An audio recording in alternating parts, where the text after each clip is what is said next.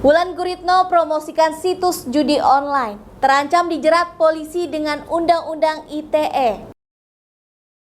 Lengkap daftar selebriti yang bertarung di pemilu 2024. Yusuf Mansur, Aldi Taher, hingga Once. Kisah Wayan Mirna dan Jessica Wongso. Kasus kopi sianida jadi film dokumenter Netflix. Bisnis prostitusi Open BO kian menjanjikan. Tarif prostitusi online di berbagai kota Indonesia. Assalamualaikum warahmatullahi wabarakatuh. Hai Sobat Pop News, senang sekali bisa hadir kembali di hadapan Anda. Kali ini Pop News Media akan merangkum sejumlah berita seputar selebriti nasional dan internasional, gaya hidup, berita viral, film, serta hal-hal entertainment lainnya. Semua berita ini kami rangkum selama sepekan dalam program Pop Spot. Bersama saya Vanessa, inilah informasi selengkapnya.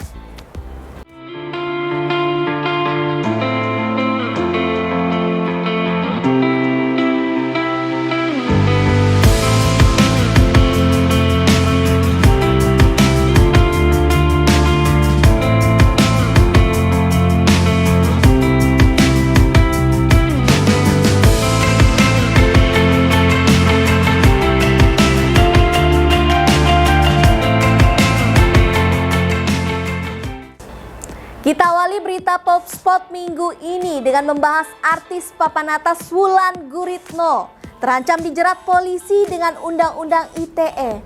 Pasalnya beredar video viral di media sosial TikTok @report.id memperlihatkan Wulan mempromosikan judi online. Bareskrim Polri akan memanggil Wulan Guritno untuk dimintai keterangan. Berikut informasinya. Artis Wulan Guritno tersandung kasus judi online. Kini, ex kekasih Sabda Ayesa ini harus berurusan dengan polisi. Teranyar, Bareskrim Polri akan memanggil Wulan Guritno untuk dimintai keterangan. Sebelumnya beredar video viral di media sosial TikTok @report.id memperlihatkan Wulan mempromosikan situs judi online. Namanya website Sakti 123. Wulan menyebut website itu adalah website game online yang bersertifikat. Polisi sudah menelusuri terkait promosi situs judi online oleh Wulan. 2020 untuk websitenya sampai saat ini masih ada. Sehingga, Pivit mengaku bakal memanggil Wulan guna klarifikasi promosi yang dilakukan. Polisi mau mencari tahu apakah unsurnya terpenuhi. Artinya kami akan melakukan klarifikasi. Daripada kita manggil yang bersangkutan, seperti tadi disampaikan, kita lihat unsur-unsurnya terpenuhi atau tidak. Pivit meminta kepada artis juga influencer berhenti mempromosikan judi online. Pasalnya hal itu bisa dijerat dengan Undang-Undang Informasi dan Transaksi Elektronik. Stop saat ini juga untuk mempromosikan judi. Ingat bahwa korbannya itu banyak.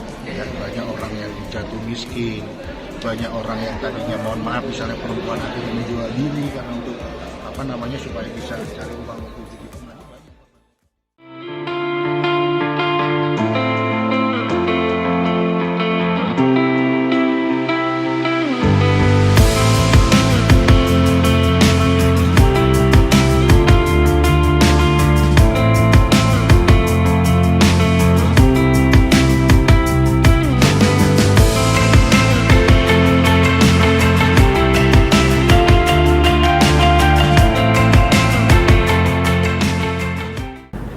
Masih ngebahas artis ibu kota, tapi berita kali ini berbeda dengan berita pertama tadi, di mana deretan selebritis bertarung merebut kursi DPR RI di pemilu 2024 mendatang. Bahkan hampir semua partai politik merekrut para selebritis untuk dijadikan caleg. Dari panggung hiburan menuju panggung DPR. Gimana ceritanya ya? Nah, berikut informasi selengkapnya. Sederet selebriti ikut bertarung memperebutkan kursi DPR RI pada pemilu 2024 mendatang. Para artis ini akan bersaing ketat dengan sesamanya untuk meraih suara rakyat. Berdasarkan daftar calon anggota legislatif sementara atau DCS yang dirilis Komisi Pemilihan Umum KPU pada Sabtu 19 Agustus 2023, ada sejumlah selebritis yang maju sebagai caleg DPR. Hampir semua partai politik mengajukan artis yang dijadikan caleg. Partai Gerindra misalnya mencalonkan penyanyi Melly Goeslaw untuk bertarung di daerah pemilihan Dapil Jawa Barat 1. Sementara itu, PDI Perjuangan mencalonkan Elfonda Mekel alias Once untuk Dapil DKI Jakarta 2 dan pelawak Denny Wahyudi alias Denny Cagur untuk Dapil Jawa Barat 2. Partai Amanat Nasional atau PAN yang kerap dijuluki partai artis juga banyak mengerahkan selebritis untuk menjadi caleg. Di DKI Jakarta saja, PAN mencalonkan Ayu Azhari dan Eko Hendro Purnomo alias Eko Patrio sebagai caleg untuk Dapil DKI Jakarta 1. Lula Kamal, Puput Novel, dan Uya Kuya, Dapil DKI Jakarta 2, serta Sigit Purnomo alias Pasha Ungu untuk Dapil DKI Jakarta 3. Selebritis yang populer karena aksi-aksi nyelenehnya juga maju sebagai caleg pada pemilu 2024. Misalnya Aldi Taher dan Vicky Prasetyo yang dicalonkan oleh Partai Persatuan Indonesia atau Perindo.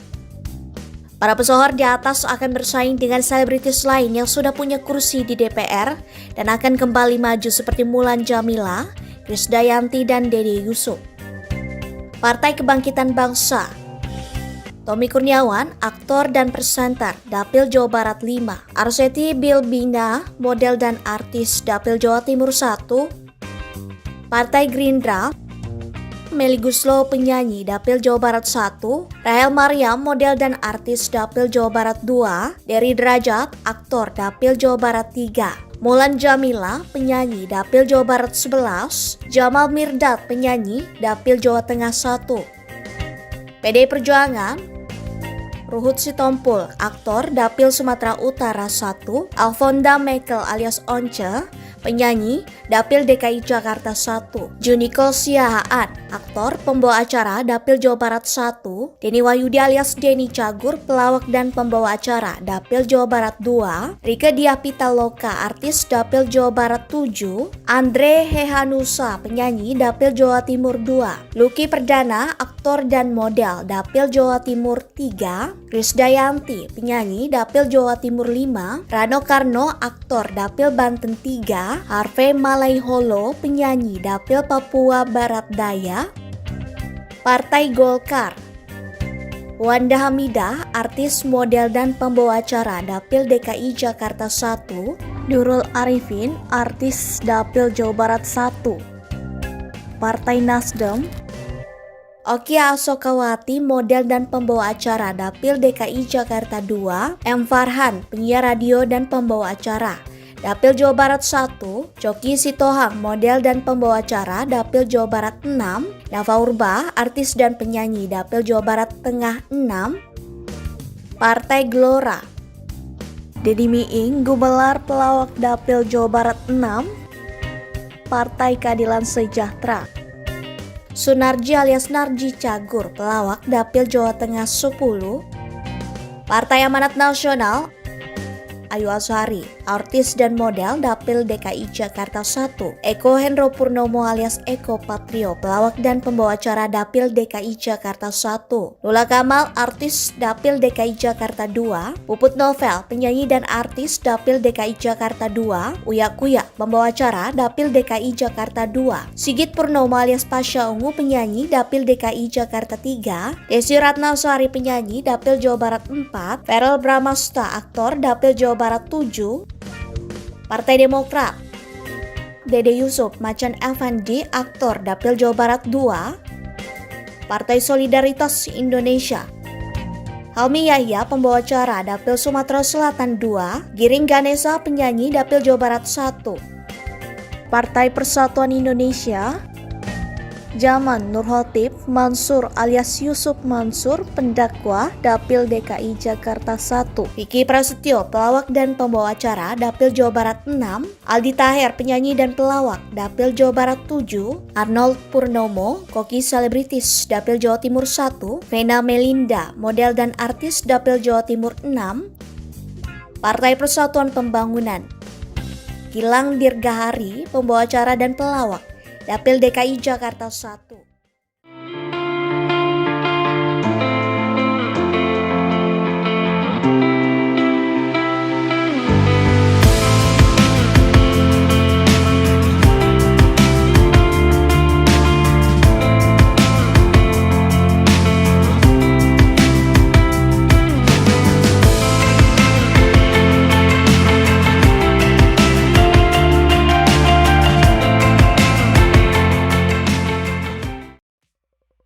Nah, di berita ketiga ini kita akan membahas dunia perfilman.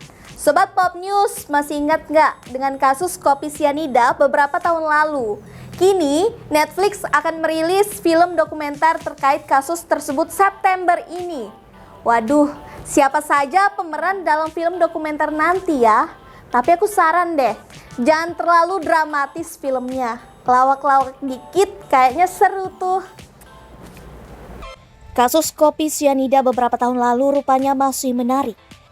Terbukti Netflix akan merilis film dokumenter terkait kasus tersebut September ini. Judul film dokumenter tersebut yakni Ice Cold, Murder Coffee and Jessica Wongso. Diketahui kasus ini berakhir dengan korban Wayan Mirna Solihin. Sementara sahabat Mirna, Jessica Kumala Wongso ditetapkan sebagai pelaku. Wayan Mirna diketahui tewas setelah menenggak kopi yang ternyata berisi racun sianida pada 6 Januari 2016. Wafatnya Mirna tersebut menyita perhatian publik selama sekitar 10 bulan setelah diketahui kasus itu bukan sekedar kematian biasa, melainkan pembunuhan berencana. Peristiwa ini bermula ketika 4 orang yang berteman sejak kuliah di Billy Blue College, Australia ingin reuni di Jakarta. Mereka adalah Mirna, Jessica Kumala Wongso, Hani Bon Juhita, dan Vera. Pertemuan itu terlaksana pada 6 Januari 2016 di Cafe Oliver, Grand Indonesia, Jakarta Pusat. Namun hanya 3 orang yang hadir lantaran Vera absen. Pada hari naas tersebut, Jessica lebih dulu tiba di Oliver sebelum pukul 16 waktu Indonesia Barat. Untuk menghindari kebijakan 3-in-1, satu mobil minimal berisi 3 orang. Ia kemudian berinisiatif memesan es kopi Vietnam dan 2 koktail. Tak lama berselang, Mirna tiba bersama Hani. Mereka mendatangi Jessica sudah menunggu di meja 54 dengan pesanan minuman yang sudah dihidangkan. Setelah bertegur sapa, Mirna meminum es kopi Vietnam yang sengaja dipesan untuknya. Tak disangka Mirna mengalami kejang setelah meminum es kopi itu. Lalu tak sadarkan diri dan mulutnya mengeluarkan buih. Mirna sempat dibawa ke sebuah klinik di Grand Indonesia, lalu dilarikan ke rumah sakit Abdi Waluyo. Namun Mirna meninggal dunia dalam perjalanan menuju rumah sakit. Setelah Mirna dinyatakan wafat, ayah Mirna, Edi Darmawan Solihin, lantas melaporkan kematian putrinya ke Polsek Metro Tanah Abang, lantaran menilai anaknya tewas tidak wajar. Setelah melakukan penyelidikan mendalam, termasuk melihat rekaman kamera CCTV dan memeriksa Jessica, Hani, keluarga Mirna, dan pegawai Cafe Oliver sebagai saksi, polisi pun menetapkan tersangka. Pada 29 Januari 2016, polisi menetapkan Jessica sebagai tersangka. Perempuan berambut panjang itu lantas ditangkap keesokan harinya di sebuah hotel di Jakarta Utara. Jessica yang beberapa hari sebelumnya kerap tampil di televisi swasta untuk membahas kematian temannya, diduga menaruh racun sianida dalam kopi Mirna. Usai ditangkap, Jessica menjalani sejumlah pemeriksaan, termasuk melakoni tes kejiwaan di RSCM guna mengetahui motif di balik pembunuhan Mirna.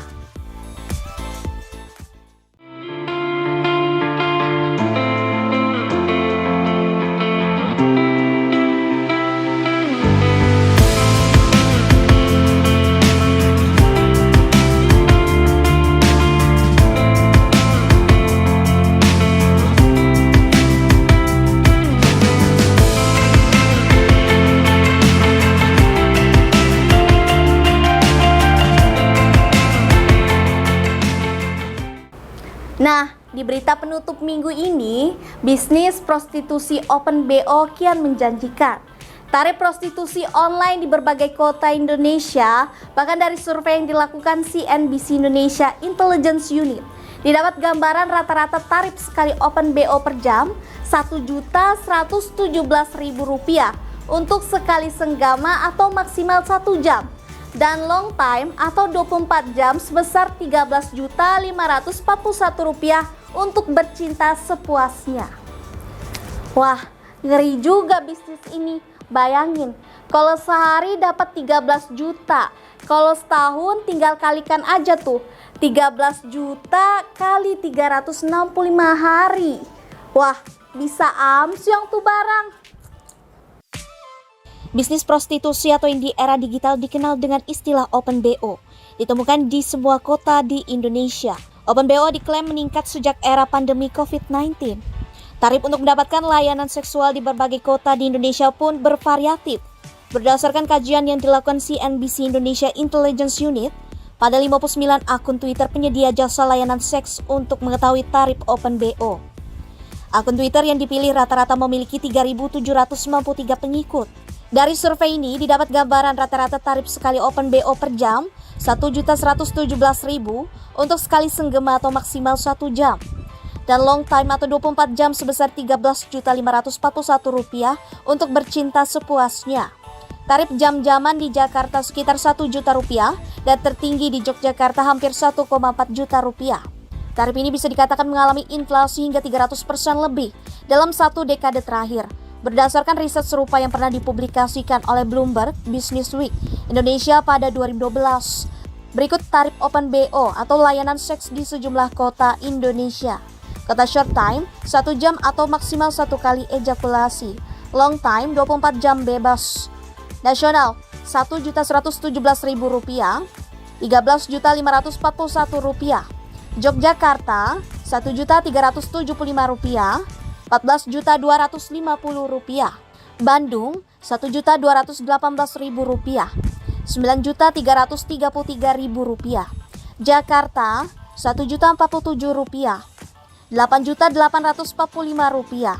Surabaya, Rp966.000, Rp13 juta. Lampung, Rp950, Rp14 juta. Perlu diingat, tarif itu berlaku untuk sekali layanan. Bila penyedia jasa mampu melayani 2 hingga 4 orang per hari, dapat dibayangkan seberapa banyak penghasilan yang ia dapatkan. Tak ayal, cara ini banyak dipakai gadis-gadis muda yang ingin mendapatkan uang secara cepat. Hal itu dilakukan Cha, seorang penyedia layanan seks via Twitter. Dia mengaku bisa meraup pendapatan hingga Rp50 juta per bulan dari Open BO. Merangkum pengalaman pribadi dan teman-temannya, Cha mengatakan ada 2 faktor pemicu yang mendorong mereka terjebak dalam industri esek-esek ini. Pertama, karena tak punya cukup uang untuk memenuhi kebutuhan dasar sementara mencari pekerjaan sulit. Kemudian kedua, karena terjebak dalam gaya hidup tinggi seperti staycation, liburan, perawatan hingga biaya dugem di klub malam. Sementara itu, kajian Sri Hartini Jatmikowati pada tahun 2015 pada Mediterranean Journal of Social Science menemukan faktor lain yang membuat perempuan muda terjebak prostitusi. Di antaranya, kurangnya dialog dan keterbukaan dengan orang tua, pergaulan, kurang perhatian dari orang tua, depresi dan kehilangan harga diri. Peningkatan tren bisnis esek-esek rupanya juga didorong perkembangan pesat wisata seks yang menjadi fenomena global.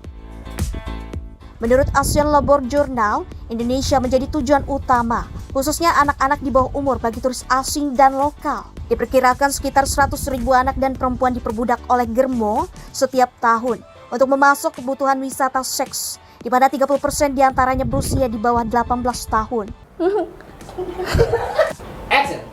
Ya, itu tadi sejumlah berita seputar selebriti nasional dan internasional, gaya hidup, berita viral, film, serta hal-hal entertainment lainnya. Semua berita ini kami rangkum selama sepekan dalam program Pop Spot. Anda bisa mengakses berita lainnya di web kami di popnews.id dan di channel YouTube Pop News Media. Jangan lupa untuk komen, share, like, dan subscribe channel kami. Kami undur diri, sampai jumpa di minggu depan.